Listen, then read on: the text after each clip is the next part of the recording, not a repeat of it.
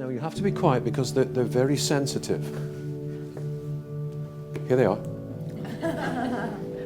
Now this, somebody very special. This is Mr. Wyvern. He's looking at everybody. And Mr. Wyvern was sent to us kindly by a friend's mum. She makes stuffed toys and she sent this one to us. And our first reaction on opening the parcel it was contained in was laughter, I'm afraid. But nice laughter because of her kindness, but also because he's a rather unusual soul. You see, his legs seem to be on backwards. So for every step forwards he takes one back. But he has been blessed with other attributes because he has an hourglass figure. It's just that most of the sand seems to have run to the bottom. Now, what's your reaction to Mr. Wyvern? Who likes Mr. Wyvern? Who doesn't like Mr. Wyvern? Nobody. Who's neutral about Mr. Wyvern? Oh, gentleman, there is neutral about it. He'll grow on you, obviously. He will. He will.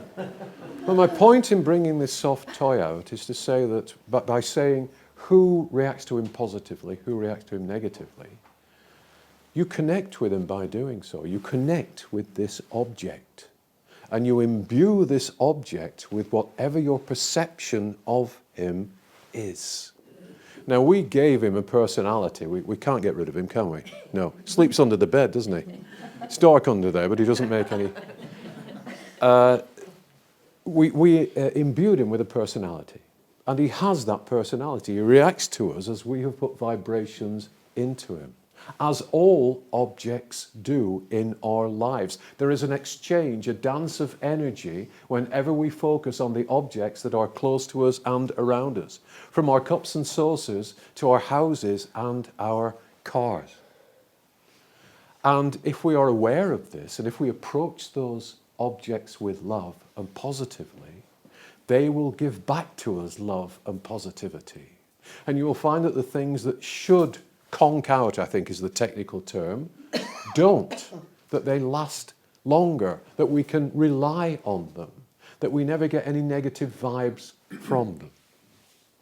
Let me tell you a couple of tales to illustrate this point. When I lived by myself many moons ago, a few decades ago, I was rummaging through an antique shop and I found a glass vase, a red glass vase. Looked like a chalice, but it had a lid on. And I very much liked this, and I thought that would look great at the top of my stairs on the little table I've got there under the window.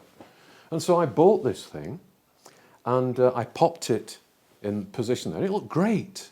But every time I passed by it to go to the window, to go to the bedroom or the bathroom, I felt disturbed. I felt weird, and I was quite worried about it. It was as though it was exuding some negative vibe that was affecting me, almost as though it was alive and didn't want me to be near it. And so after a few weeks of this, I phoned my spiritual mentor, Joan, and I said, look, I've got this problem with this vase. Can you help?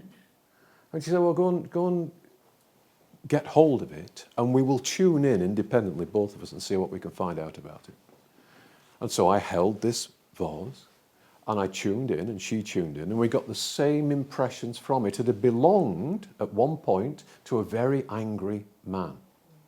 And this very angry man was also very controlling, and had a daughter, and had controlled her, and manipulated her life constantly. And that vase had been infused with something of that vibration. So I took it to the sink, filled the sink with cold water, put the vase in it, splashed water all over it, ascertained that psychically it was being cleansed. Joe was doing the same thing on the other end of the phone. I then dried it with a towel and put it back on the table. And from that point onwards, it was fantastic. No negative vibes whatsoever.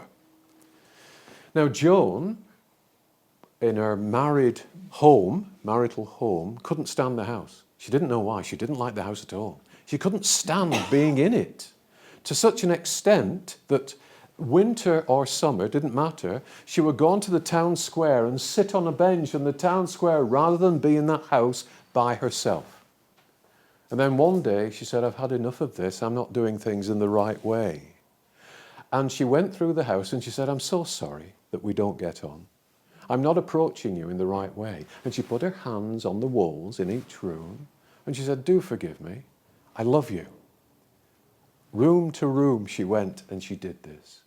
And from that point onwards, the house and her were firm friends. But not only that, the house became a haven and a sanctuary within which she could do her spiritual work and could connect with higher vibrations and guiding influences. So we have to be aware of what we put into the objects around us. If I was angry at this very moment, that anger would be absorbed to a certain extent by Mr. Wyvern. If I was sad and distressed and upset at this very moment, then those vibrations would be absorbed by Mr. Wyvern, because I and you are powerful you, ! Spirits. So we have to be always attentive to the things around us. They're part of us, because everything is alive. This soft toy might only look like it's getting tired. It must look only like a soft toy. But the molecules that constitute this soft toy are intelligent. They are divine. They are part of creation. And so they react to whatever we put into them. So powerful you beings are very careful as to what they put in their homes. Powerful you beings are very careful as to how they approach the objects around them. And powerful you beings turn their homes into sanctuaries, in that nothing should disturb them. And if somebody comes in that disturbs those vibes, then we go through the house and we realign those spiritual molecules positively, and we recharge them with light, and we bring light and peace back into our homes. 25 past. Yeah, I know. I know you've a good figure, but you're hungry. Okay, well, say goodbye to everybody. Goodbye. Bye-bye. Bye-bye. And on that note, I think we will break for lunch, because it's 26 minutes past, Tony. And what time do we regroup? 2 o'clock. 2 o'clock. Perhaps we'll be in here ready to go at 2 o'clock. Yes, excellent. Okay. Thank you for your participation.